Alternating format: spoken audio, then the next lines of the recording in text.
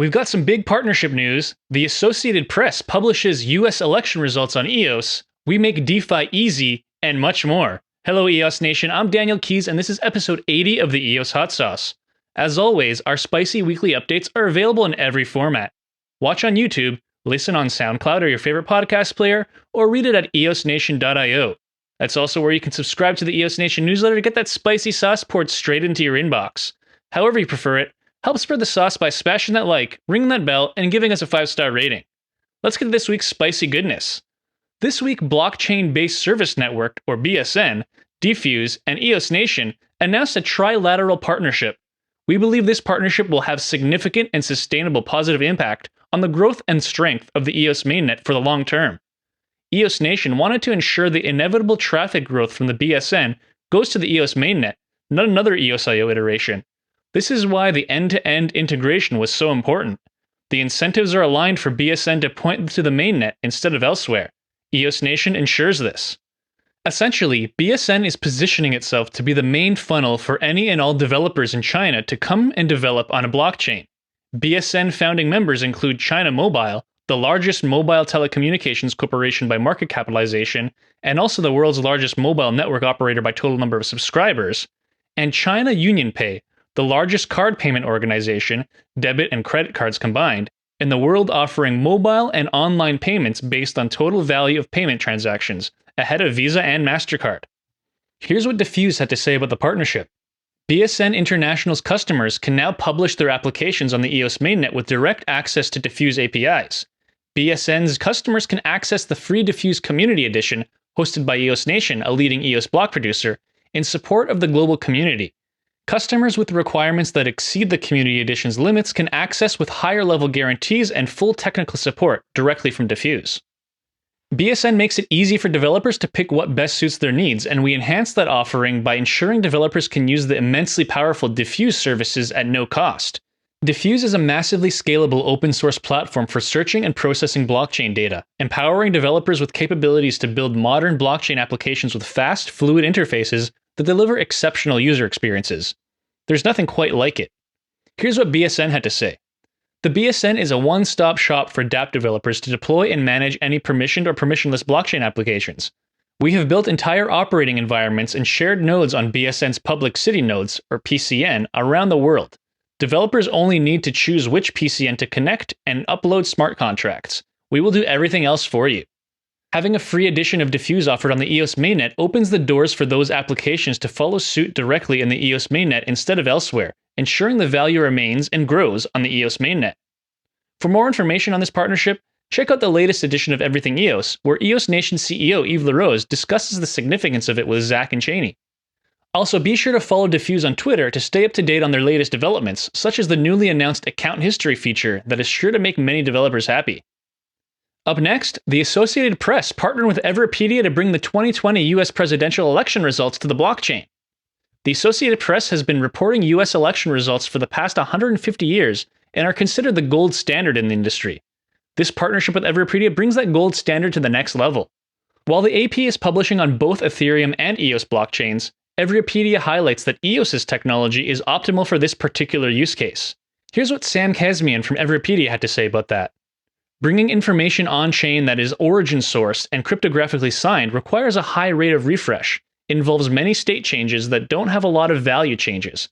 I think the capability is fantastic on EOSIO, and it's been a treat to actually do that. Due to the difficulty of developing in Solidity, the team leverages Chainlink to deploy the AP datasets on Ethereum. On EOS, Everpedia built its own tooling and is using their own infrastructure, which allows these oracles to be very responsive by deploying the dataset in real time. Having this dataset on-chain allows all sorts of smart contract applications to tap into this origin-sourced information for use cases such as prediction markets or for updating electoral maps in real time based on cryptographically proven information. Users who want to see the latest results for themselves on-chain can do so by looking up the Associated Press EOS account or visiting the AP Election Mission Control on Everpedia. While developers who want to extract this on-chain data to a MySQL-compatible database client can do so using a tool published by EOS Amsterdam. Here's what Everpedia had to say about the partnership. AP is the first organization to use the Everpedia Oracle to verify and sign their data on the blockchain. Our goal is to work with many trusted institutions and have them use Everpedia Oracle to verify their data and publish it on the blockchain. Fake news is a modern plague, and the need to verify the legitimacy of information has never been higher. Blockchain can help fight fake news, and it's great to see industry leaders like the Associated Press leveraging the power of the EOS blockchain to increase the integrity of their data. While many of us would like to see the actual voting take place on the blockchain, this is a great first step towards the eventual goal. Speaking of blockchain technology progress, you can now claim and sell your DeFi yields with a few clicks on EOSX. EOSX's DeFi portal is your one-stop shop for all your EOS DeFi needs. We make it easy to manage your DeFi portfolio all in one place. And we've been pushing out updates each and every week to make that experience even better. The biggest updates of the month were our new claim projects and sell projects features. With a few clicks, you can harvest all your DeFi yields in one convenient page. And with a few more clicks, you can realize your profits by automatically market selling everything on the most liquid markets. If you're not ready to sell your whole harvest in one shot, we've got checkboxes and percentage sliders for you to fiddle with. We've also added a large number of new projects to our dashboard and introduced important links to relevant Sentinel and Slowmist audit certificates to make it easy to verify for yourself which projects have been audited. Please know that DeFi investments are risky, and it's important to always manage your risks accordingly. Users must take the time to do their own research before investing, and we hope that our certificate links help in that process. Regardless of where you are on your EOS DeFi journey, the EOSX DeFi portal is there to help. Moving on now from DeFi to NFTs, one of our favorite blockchain artists, mBlue Crypto, is back at it again. This time, mBlue and Upilft.Art teamed up with the rockstar and philanthropist Corey Cottrell to release the I'm Not the Bubble music video NFT series. While the amazing art pieces are obviously the centerpiece of this collection, there are a lot of other exciting aspects of this release, including a new crate opening technology and the sprint for mints. This new crate opening method will allow everyone an equal chance at low mints, regardless of when you purchased a crate or when you opened it. Just like real-world packs of collectibles, a number 1 mint could be found in the last crate that's bought or opened. Don't worry, there's also something for the most hardcore NFT collectors out there that enjoy that thrill of furiously clicking buttons in order to open crates as soon as possible, in the hopes of finding highly valuable collectibles. The sprint for mints will allow collectors to upgrade their collectibles by burning 10 of the same rarity in order to get one random collectible from the rarity level above it, while also having a chance of receiving a collectible from the Mythic collection. Another way to play this new drop model is to burn all 25 of any rarity level, common through legendary, to receive the collector's edition from that rarity level. These are the most sought after NFTs of the collection because they are the full audio and video version of the music video, I'm Not the Bubble. To promote the event even further and to spread the joy of collecting beautiful NFT art pieces, Upilft.Art is giving away community crates leading up to the launch of the event. Make sure to follow them on Twitter and to join their Telegram channels to learn more about the project and for your chance of picking up a free community crate. Bonus! Upilft.Art also gave us some community crates to distribute to our community. If you previously signed up to our Race for Rares NFT promotion, you'll have a chance to get a free community crate. Check your accounts. About 25% of the Race for Rares participants will be lucky enough to receive a crate. And of course, 50% of all profits from this Upilft.Art release will go to support the Haitian Roots Education and Food Program. All in all, this promises to be an amazing NFT release, and we're excited to take part in it. We'll see all of you on the Wax blockchain for the sale and for the sprint for mints. Speaking of sprinting for mints, it's time for the Race for Rares. If you're joining us for the YouTube premiere of this episode, type Spicy Rare in the live chat now for a chance to win one of 5 Spicy Rare NFTs. And guess the length of this episode to win an NFT pack. You've got 2 minutes starting now. And if you'd like a chance to win this week's Golden Chili, leave a relevant comment on this video about one of today's spicy topics. You don't need to be here for the premiere for this one. You've got 2 days to leave your comment. Good luck, and don't forget you need to sign up to be eligible at eosnation.io/spicy. And smash that like if you're hyped for some NFTs. Now let's get back to the sauce with some more spicy Wax goodness, starting with a shout out to the Wax team for the launch of the Wax Cloud Wallet 2.0. It's been a little bit over a week now, and it comes with lots of nice features, including a better filtering system for your NFT inventory, more info and details on every single NFT, a Wax news section, integrated proxy voting and vote rewards claiming, and a Wax dApp library. Managing your NFTs directly from the wallet became a lot more fun with this update, and the new look of the interface surely does its part to create a pleasant experience. Many had the perfect opportunity to give the new wallet a test drive while participating in one of the most anticipated sales of Q4 2020. Atari, being a prominent member of the Wax Advisory Council, released a set of digital Atari collectible boxes reminiscent of the early days of digital gaming. Back then, the company was a pioneer in the field, and we think it's a nice touch of them to enter into the future of gaming with this retro-style collectible series. But this space is moving really fast, and the evolution of NFTs is clearly going in the direction of infusing more utility into the product. As NFT Live co-host and NFT writer Ronan the Collector mentioned in a tweet, a beautiful artwork is not all that makes an NFT attractive for collectors. Do you agree? What do you value in the NFTs you decide to own? Let us know in the comments. The utility of digital collectibles is where NFTs and blockchain gaming become the perfect combination to evolve a whole industry. In the following, we want to highlight a few wax-based projects that serve as a good example of this development. Let's start with Tribal Books, a card-based free-to-play game where each NFT item plays a role in the gameplay. For example, the Magical Forces NFTs are chosen on a turn-by-turn basis for the player, while the Books NFTs collect all the forces and will develop unique features over time, depending on the experience and history of that player. Going beyond traditional card-based games, Tribal Books also introduce a map to play out your adventure. It's clear the team has put a lot of thought into this release and aims to make sure that Tribal Books stays entertaining. The team recently did a deep dive interview that shares more about their approach in various game mechanics. Their initial sale is scheduled for November 11th. Get in the mood with their intro trailer about the Legend of the Lost City, the origin of Tribal Books. The NFTs of Dark Country are also far more than just a collectible. Already in circulation, these represent a variety of game characters. Besides the utility within the game itself, the team is also hosting regular tournaments, such as the most recent Heroes Fight Club. So you can add winning juicy tournament prizes to the list of NFT utilities. The Alien Worlds NFT represent different components that all come together to form an outer space metaverse. Along with it comes a cross-chain economy and potentially the opportunity to earn passive income. For this to be possible, NFT staking will be an essential function, which was recently demonstrated by the team in their staking interface preview. It's clear that more utility will help maintain or increase the value of NFTs, so the question about how and where the NFTs are stored is getting more and more important. In this context, we want to point you to an interesting conversation touching upon the various layers of decentralized storage, which was well documented on the Wax School YouTube channel. What is a foolproof way to store your NFTs as an NFT creator? Let's talk about it. In other Wax NFT news, the Atomic Assets team had a reason to celebrate their huge success, as they just reached an impressive milestone with over 1 million NFTs created on Wax, just 4 months after the initial launch. Congratulations to the whole team, amazingly well done. And the Simple Market, home of the Simple Assets NFT standard, also made some good progress. We're happy to report that the option to create auctions is now live, allowing 2 different types. English auctions allow you to bid up the price in a set amount of time, and Dutch auctions allow price drops until someone buys. As always, the Wax section of the EOS Hot Sauce makes up a significant portion of our weekly EOSIO news. What a vivid, fun, and productive community. Great job to everyone involved. Let's move on now to the world of DApp. Tal Mescal, CTO of Liquid Apps, joined Zach Gull for the most recent episode of DApp Talk. And we know that anytime Tal himself comes on the show, there might be some extra spicy sauce involved. Well, we weren't disappointed.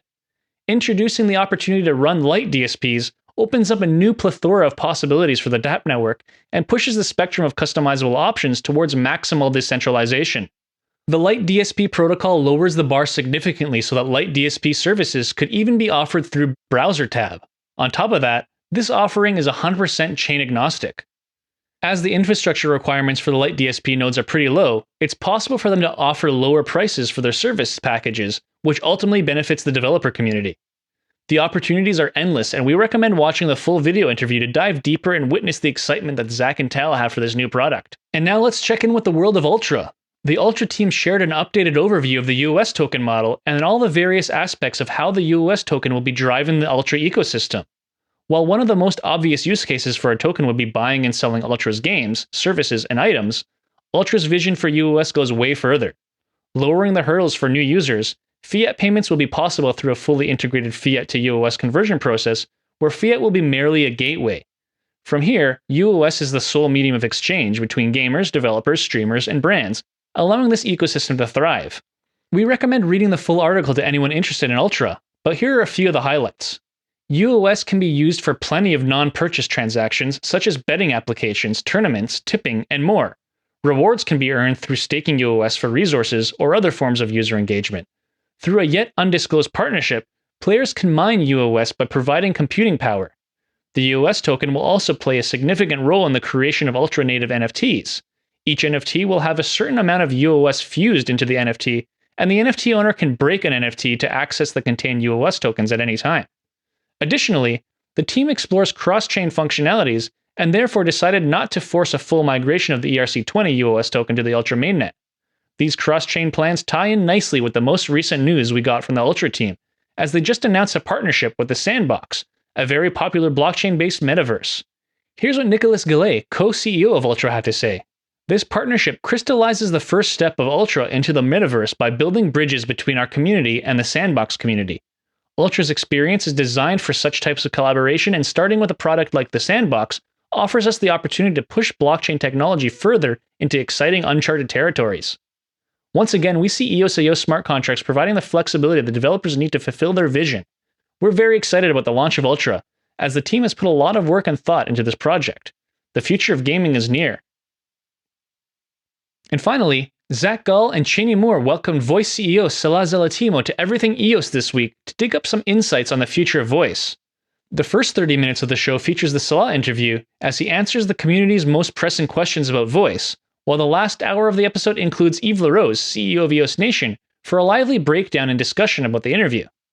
Sit back and enjoy a few of the highlights. With communities, we look at communities as effectively businesses. Like, this is us, the opportunity to create their own community, which actually they can operate like a small business. And so thinking about the value of a name, we're going to have unique names for communities. So it kind of is akin to a domain registrar. So names might have token value at some point. How do you earn a portion of the general earnings of that community? How do you deal with content moderation within your community? You might want to have different rules than the global rules. And so there's still quite a bit to be figured out there. And we're trying to take it one step at a time. With the feature set that we have, we've got a few more releases that we think will get those features to a bit more of a mature space. And then we want to kind of see how we can make that fit and mature it a little bit before we take another push forward. I think it's the balance between when do we launch with something that's really good and then we add features down the line, or do we keep experimenting with all these features and delay the launch? Yeah, I liked how he actually said that we could get it right this time, and it's either we get it right or we don't. And it could be that the token gets value. He even mentioned in the example prior to the influencers coming out, which is, let's say, in a month or so. That is very, I caught that also. But I don't know like what that's kind of like reliant upon, like what needs to happen. Are they waiting for something? It didn't sound like they were waiting on regulators for things. Like usually the way I took it was that they're looking at the stats from the tokens. So as we accumulate tokens and the tokens are moved around, they probably analyze all of where the tokens lie and where they are, who has them, how much posts they do, how much interactions they do. And they say, okay, it's too weighed heavily here, or it's not weighed heavily enough here, or these people, we can create profiles with them and they're not being rewarded. They're not being incentivized. So they end up not doing anything. And I guess they're just looking at all of that in the background until they see, oh, this distribution actually looks kind of cool. And everybody, in terms of engagement, he did say the word engagement a lot. The engagement that we're having with these specific users, or the engagement level that we're having with users in general, and how many users that represents compared to how many users on the platform, maybe that's a certain percentage that they're looking for. It did seem to me that they are looking at specific metrics. It wasn't just a dart and they're just guessing at this. They have something that they're looking at. And that's all for this week's episode of EOS Hot Sauce. We've got more spicy goodness for you every week, so subscribe, hit the bell, and stay tuned for the next one. And if you can't wait till next week, find our previous episodes at eosnation.io or on our YouTube channel. Once again, I'm your host, Daniel Keys, and we'll see you again next week. Until then, let's keep it spicy.